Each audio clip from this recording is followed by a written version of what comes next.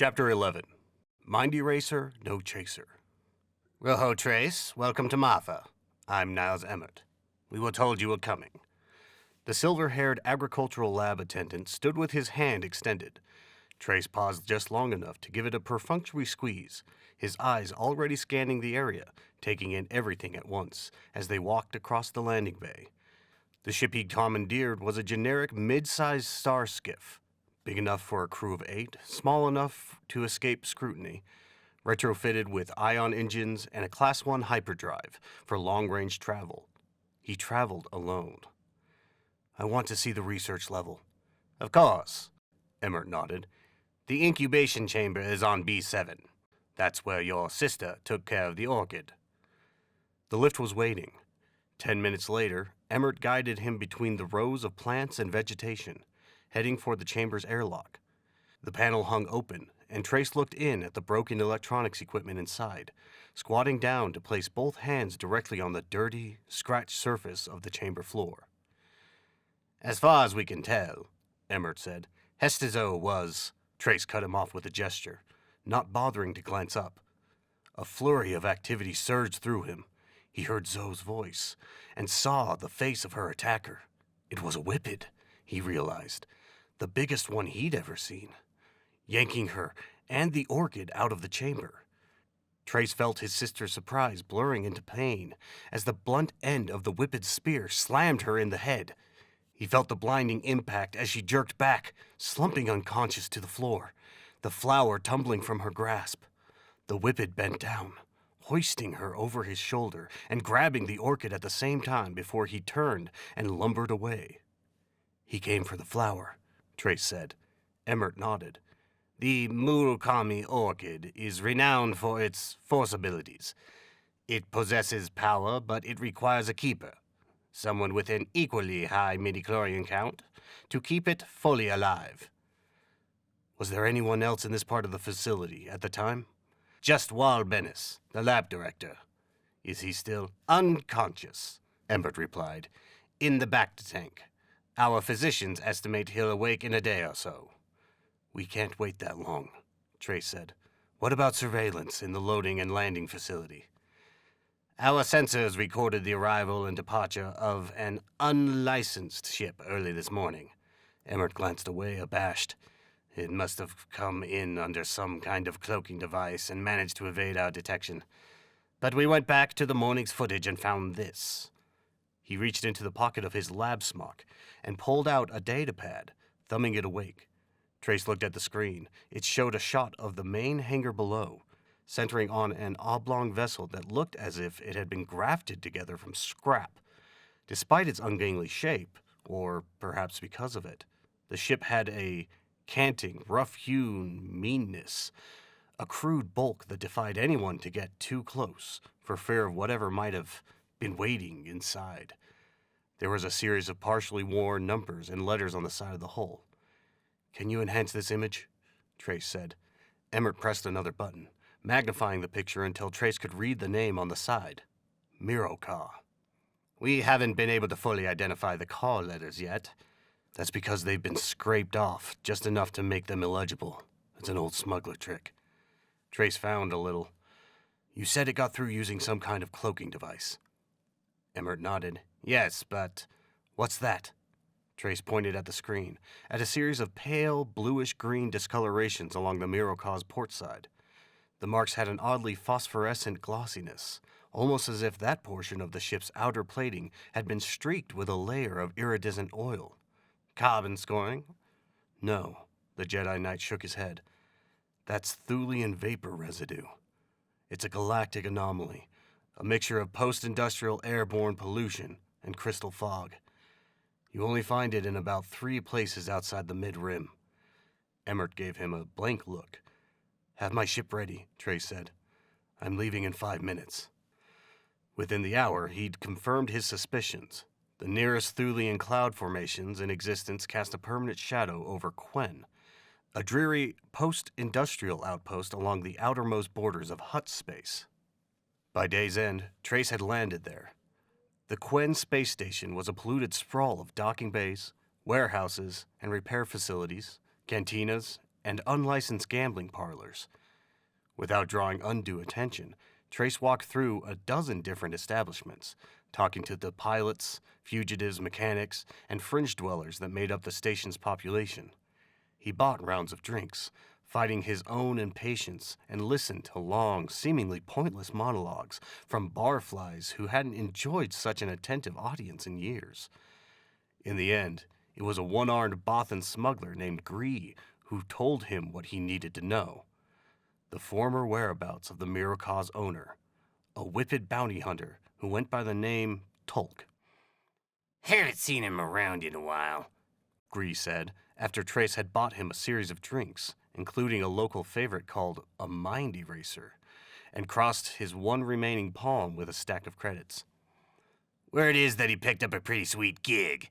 Nobody knows what. Trace met the smuggler's gaze, holding it fast, feeling the force flow through him into the Bothan's mind, completing the task that the liquor had already begun. Did he say anything about a flower? Gree's face went smooth, all reluctance draining away from his voice so that the words came easily. Yeah, that's right. He was going after a flower. Tolk wasn't much of a talker, but we got liquored up one night and he started telling me about it. Who hired him? A Sith Lord named Darth Scabrous. Trace felt a sudden coldness pass through him. Located where? I don't know. A Sith Academy? Gree grimaced a little, struggling with the memory. I want to say, Dasser Foston. He blinked. Hey, you think I could get another drink? But Trace was already gone. Chapter 12. Ingredient. Stepping out of the turbo lift, Zoe felt her hope dwindling away. Escape was no longer an option, if it ever had been.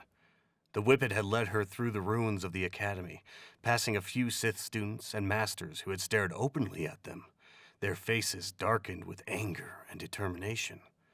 If the Orchid registered any of this, it said nothing. It was mid-afternoon when they reached the tower. An HK droid had met them at the entryway. It confirmed Tolk's identity with a retinal scan that left the Whippet blinking and wiping his eye in annoyance, and escorted them through. The turbo lift had sucked them upward and dispensed them there, into this room. For a moment, Zoe could only stare at it. A laboratory like nothing she'd ever encountered in years of research sprawled out to fill the space in front of her. She could hear small things shifting and moving in the corners. It seemed, in some horrible way, to be an insidious, dark analog of the plant lab on Marfa. Its instruments designed not to foster life, but to inflict and sustain dosages of pain on whatever might still be alive here. There was something rustling in a cage in the shadows, making little smacking noises with its mouth. Do you have it? With an involuntary breath of surprise, Zoe turned and looked back. At the center of the lab, a tall man in a dark robe stood watching them, his face a chiseled amalgam of shadow and bone, the cheek structured cruelly sharp, the hollows of his eyes like the sockets of a skull. Zoe felt a thin wire of fear probe downward through her chest and into the pit of her stomach, where it dangled, twitching in the darkness.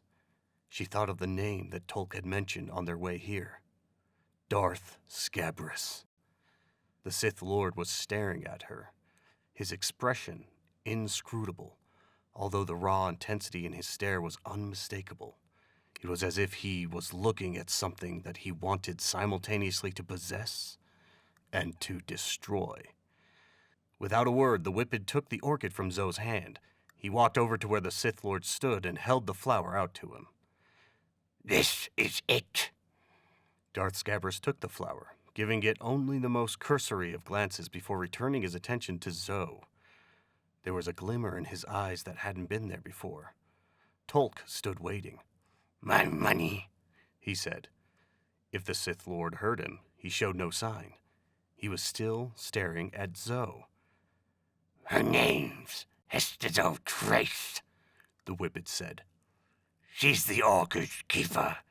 It needs her to survive. Scabrous said, I know. That's how I knew you were bringing me the genuine article. He reached up and touched her face, his gloved hand cold against her cheek, like leather wrapped around a hot iron. It was the one piece of information that I withheld about the orchid. Then our business here is finished, Tolk said. The Sith Lord nodded. My droid will pay you on the way out. The Whippet nodded and walked away. No, Zoe called out after him, watching him go. Wait! She felt a steel band of panic tighten around her chest, pressing painfully inward, crowding her breath. She heard his footfalls growing quieter down the long stone corridor. Then the faint hydraulic whoosh as the lift doors opened and shut again. Then he was gone. The Sith Lord was still looking at her. A new silence spread out, seeming to fill the lab with a stinging mist of cold, dry air. Zoe was aware of the orchid making anxious noises inside her mind, a soft, irregular click of nervous energy, awakening to what might happen next. Although she knew she was the only one who could hear the sound, she still felt an irrational impulse to hush it. You are a Jedi, Scabrous said. I am. She braced herself for his contempt, even rage.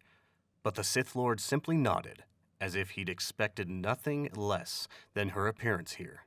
Had, in fact, anticipated it. He reached out with one hand, not quite touching her, and she felt a certain heaviness underneath her left breast, as if his palm were pushing directly against the muscle of her heart. Then he lowered his hand, and the pressure disappeared. He picked up the flower and carried it across the laboratory to the place where Zoe had heard the soft lip-smacking noises.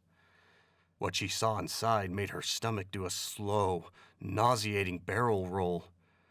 The teenage boy in the cage was staring up at her with bright, unblinking, shoe-button eyes that bespoke nothing less than utter madness. On closer examination, Zoe saw a vine-like tangle of plastic tubes sprouting directly from the young man's back, where they seemed to have been implanted into his spine and at the base of his skull. Thick, yellowish-red fluid crept sluggishly back and forth through the tubing. Zoe followed the lines across the floor to where they connected to an electronic pump with a large glass cylinder on top. A ghastly kind of circuit had been created here. Scabrous made an adjustment to the pump. The fluid in the tubes moved faster. The boy went rigid and then began pounding his face against the cage over and over with a terrible kind of rhythmic intensity. The cage clanged with the crash of impact until the boy's face began to ooze blood, trickling scarlet from his nostrils and lips and the corners of his eyes. Still, the boy did not stop. He was beating himself senseless, Zoe realized, trying to knock himself unconscious, or perhaps simply to kill himself, ending whatever torment was yet to come. Stop! Zoe stared back at Scabrous. What is this? Watch and see. What are you doing to him? Scabrous didn't answer. A moment later, he opened the top of the cylinder of reddish-yellow fluid and dropped the orchid inside. Jura Ostrogoth witnessed the whole thing. He'd slipped inside the tower when the Whippet had stepped out, not giving himself time to deliberate. Experience had taught him that such opportunities ought not to be wasted, and so he had gone. Ever since Nictor's disappearance the previous day, the Academy's rumor mill had been humming along at light speed about Darth Scabrous and what might be going on up in his lab.